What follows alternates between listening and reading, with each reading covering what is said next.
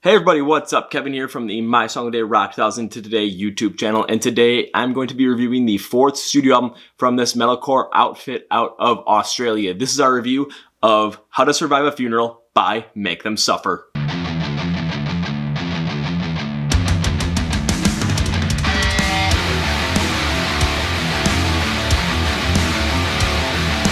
Before we get started, please follow My Song of the Day Rock 2008 on all social media pages like Facebook, Twitter, and Instagram. We ask you guys questions. You get the 30-second Song of the Day preview every single day on those. Plus, on Instagram, you get our Instagram live streams every Wednesday night at 9 p.m. Central. You can come talk to us, have a good time. And our IGTV videos come out every single Tuesday night, and you get a look behind the scenes of what's going on here. Please subscribe to this YouTube channel because we have videos come out every single Wednesday night with album reviews. My favorite, the Kevin Figures Out series, where I try and figure out a band if I like them or not, if I don't really know them all that much or really know their music, and just a bunch of other stuff like top 10 videos as well. And the Chord Progression podcast videos live here on this YouTube channel. They come out every single Tuesday, sometimes Thursday. It's also on Spotify, Apple Music, or Apple Podcasts, I should say, and Google Play. It's a podcast where we interview a lot of the bands that are coming up in the scene right now. They're going to be the biggest bands coming up soon and ready to break through. So go follow that, go join us and everything. And now let's get into the video.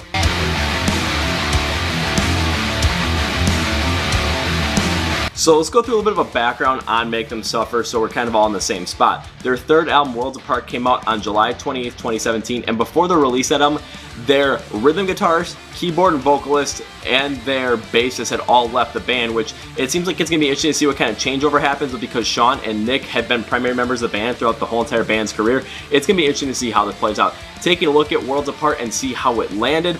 Already Heard gave it a 3 out of 5, calling it their more progressive metalcore approach on this album. It could be a rather good one that makes the band seem more invigorated and more inspired. Then take a look at Metal Sucks, and they use the analogy of building a chair and describe their music on Worlds Apart, where saying the music seems rather basic in the new wave of Australian metalcore, but they do it so well, so it's like, you know, why bother with it and why mess with it? So now getting into How to Survive a Funeral. It was announced on March 20th, 2020 with the lead single Erase Me. And let me tell you, after I heard that song, I was so ready to review this album. I'm like, I'm ready to go, let's go. Its initial release date was slated for June 5th, but then was pushed back to July 24th for two reasons, I believe. One is with the coronavirus pandemic, just to push it back for a better release date, more time to prepare, and more time to figure out what's going on. Plus, the Ghost Inside's self-titled album and self-titled Return came out on the same day on June 5th, so they pushed it back. However, because physical pre-order copies had gone out for June 5th, they pushed the album release date up to June 19th, and here we are.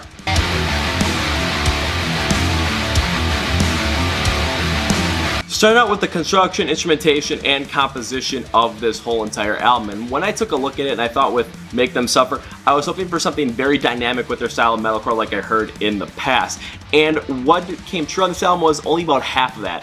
When their songs were incredibly dynamic, what I mean by that is the transitions were consistently done through pacing, melody, and style changes, made those songs feel incredibly different, incredibly dynamic throughout the whole entire thing. And this is where I thought Make Them Suffer was at their best because these songs stood out so much. Let's take a look at a couple of examples. Let's take a look at the first single, Erase Me, where it is absolutely brutal in the intro and in the verses with its rapid pace and unclean vocals. Then you get an incredibly melodic sense with the verse when you bring in Buka in with the vocals as well to match that clean and unclean, which we'll get to in a little bit. And then you get to the outro where it gets that more melodic sense as it draws up and amps up even more. Take a look at the titular song, How to Survive a Funeral. On a song like that, it is really hard and really fast-paced metalcore throughout the verses. Then you get to the pre-chorus and has this real slower electronic feel to it. And it's really curious to see how that's going to play off, especially going into the chorus. But a much more melodic metalcore style really does work out well for it and create such a dynamic song. Another song like Bones, where the metalcore on the verses and in the intro and everything else is so brutal and fast-paced, and then you go to the chorus where it's a little bit more melodic, but it's also still brutal and metalcore. I mean, just the dynamics through those songs really show how dynamic this album can be. However, there were times where songs were rather stagnant and kind of stayed in their own lane, and I thought this is where the album really kind of suffered because those songs were very stale in my opinion compared to the others. And it showed that the album had so much more dynamics to it that these songs just made those dynamics feel great, but these songs just fell really flat. So let's take a look at a couple of examples. Let's take a look at a song like The Attendant, where it's a ballad through and through and it's completely different from the rest. So when you look at the dynamics of the album as a whole, yeah, having a ballad in there really creates a dynamic feel for it. However, when I listened to this album through and through, this one was just a standout point where I'm like, this just is completely falling flat overall. Had this song been placed on its own in a completely different setting, I think it could have shined, but just when you listen to this album through and through, The Attendant sticks out as a little bit of a dull spot.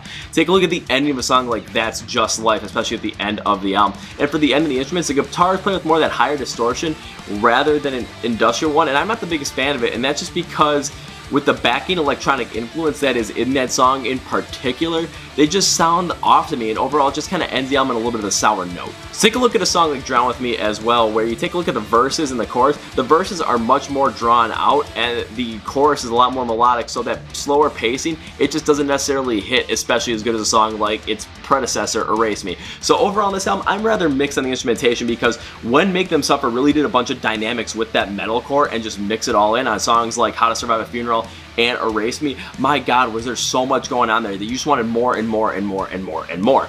But then you listen to songs like Drown With Me and The Attendant, and you're just looking at it and thinking, you know what, this dynamic just really isn't there. It's just not as powerful. So it really kind of shows the trope between how dynamic these songs can be and how great they can be and how dull they can be at the same time. So with this one, especially in instrumentals, you get a real mixed bag.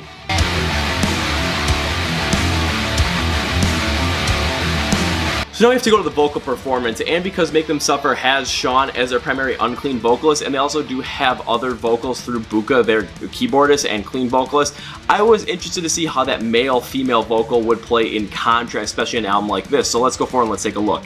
Taking a look at Sean specifically, for the majority of this album, he stayed with those unclean vocals, and with his unclean vocals, he has this real raspiness to him that just makes it stand out, especially when you go with the harder metalcore style. And taking a look at that, when they really went with that harder metalcore style, the raspiness of the vocals just brought out the intensity overall of all of it, and it just sounded hard, it just sounded impactful, and it was just something that was absolutely insane going through and through. I loved every bit of it. So take a look at like the verses on Erase Me, you know, let it rain, let it rain, let it rain, let it rain, just how hard it hits. And when he first hits with the Erase Me right at the beginning of the song, you know something is up and you know this is going to be absolutely insane. Take a look at the verse on How to Survive a Funeral. It is brutal as well, and it just works out as well. But also you take a look at his unclean vocals, when they kind of pull off a more melodic sense, especially in the verses, not the verses, the chorus of Bones.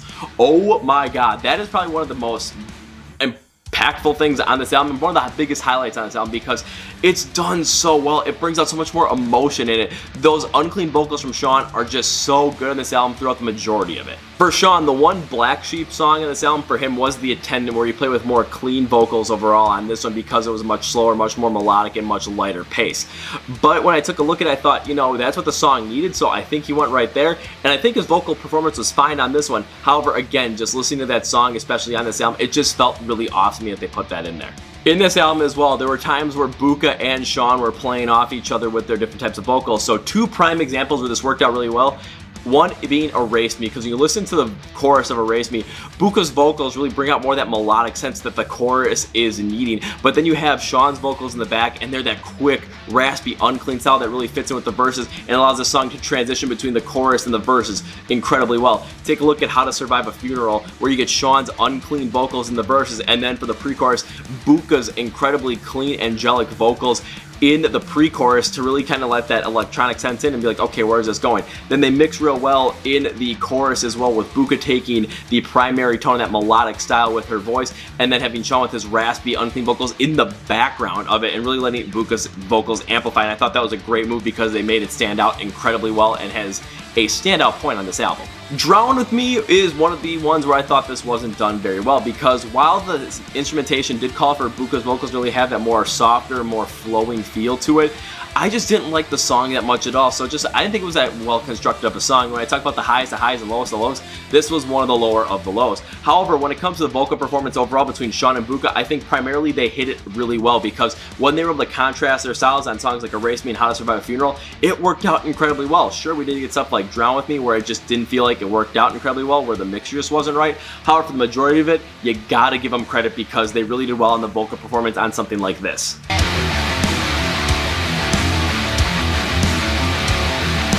So now let's take a look at the themes and meanings on this album and see how they relate to the styles on the songs. And for How to Survive a Funeral, the theme basically revolves around life and going through life and basically surviving it and figuring out how to become the best person you possibly can be for yourself, because life is so precious and you want to make sure that you really focus in on that. So take a look at a couple of examples of how the songs kind of relate to this. Take a look at like Falling Ashes, where you talk about dying alone because you push so many people away, so taking a little bit more of an internal audit on yourself.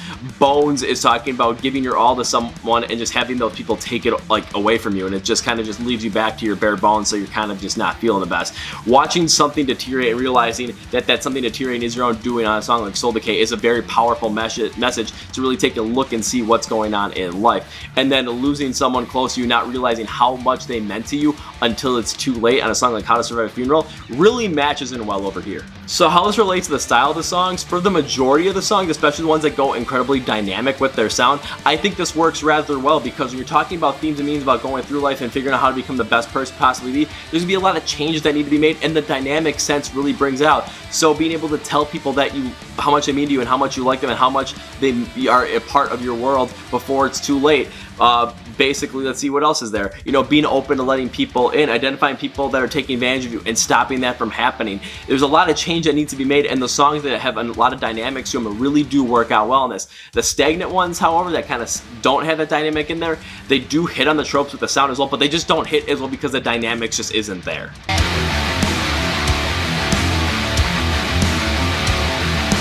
Alright, time for my overall rating on How to Survive a Funeral by Make Them Suffer, and that is...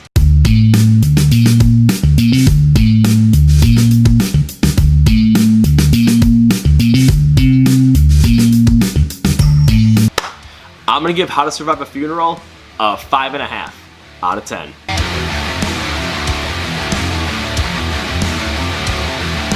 So 5.5 out of 10. What do I like about this album? And one thing you like about this album is with certain songs, the dynamic feel in all these songs really stands out. And that's a majority of a lot of them, because when they do that, oh man, they're some of the best songs on the record, because they're constantly changing, but they constantly are changing in the right ways, in my opinion, especially what the song is calling for. Take a look at Bones, where it is incredibly hard, rapid metalcore and just in your face throughout the verses. And then you get to the chorus and it's a lot more melodic, but it fits in so well, it really does work out well. Falling Ashes is another one where you have this like industrial metalcore style to it that really goes well and goes hard, but then you get this electronic interlude which really doesn't seem like it's gonna fit, but the dynamics behind it work so well in contrast that it just stands out overall. In How to Survive a Funeral, where you're going with this hard metalcore style in the verses, then you get this very soft electronic sound in the pre-chorus that transitions to more of an electronic melodic metalcore style for the chorus, and how Sean and Buka's vocals play off each other and going through that.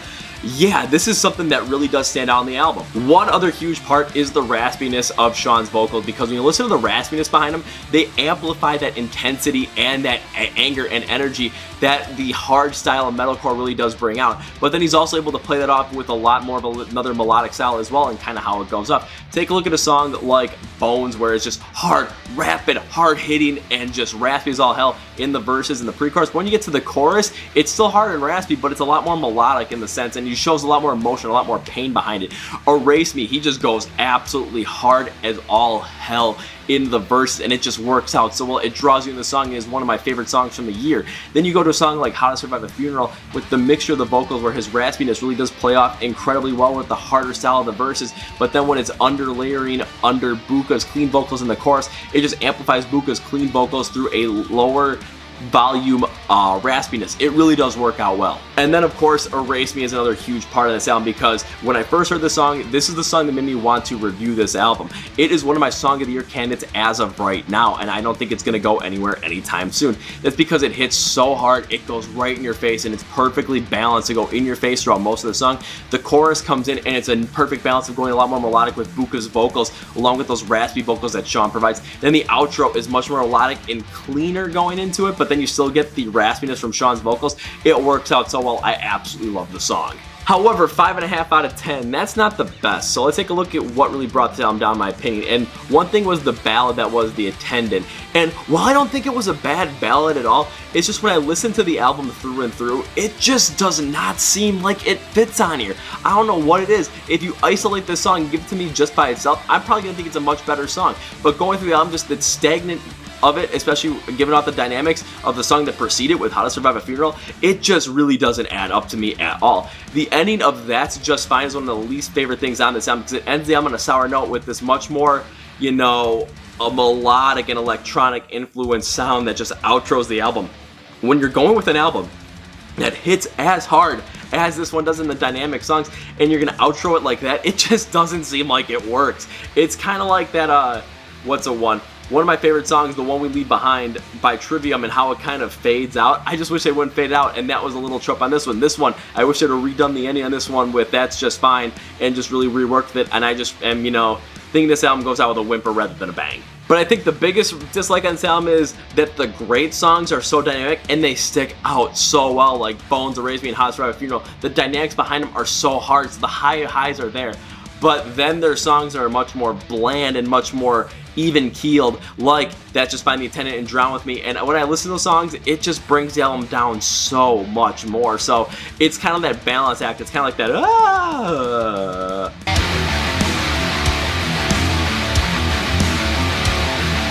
Okay, now time for my final thought. And with How to Survive a Funeral by Make Them Suffer, I was super excited for this one with songs like Erase Me and Bones. I was a little concerned with Drown With Me, but then getting the album, I thought, you know what? This album might have enough dynamic sounds, enough dynamic soundings on it to make this album incredibly great with a couple of misses here and there. What ended up happening was those dynamic sounds were so good on songs like Erase Me, Bones, and How to Survive a Funeral that it really amped up everything on this album. Then you get those stagnant songs like That's Just Fine and The Attendant, and they just really bring this album down, kind of like that Dare to Be Great situation is there, but it's just not fully realized. Where this album kind of comes to that 5.5 out of 10 is I take a look at Declaration by Red, where I thought that was consistently good, but it didn't have that Dare to Be Great situation. This one did have that Dare to Be Great situation. However, the highs really were high, but the lows really kind of brought it down towards the middle. Is this album good? I think it's alright. I don't think it's bad, but I don't think it's great. I don't think it's going to be anywhere in my top albums of the year list. It's not going to be my worst of the year list for sure, because it's definitely not. However, when I take a look at it, when you take a look at some songs, yeah, some of these songs are fantastic. So when the highs are there, my God, does Make Them Suffer hit on those highs. And that's going to be it for me. If you guys notice a different background, that's because I am in northern Wisconsin right now.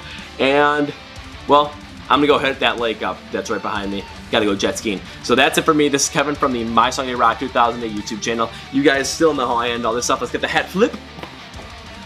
Darn it. See ya!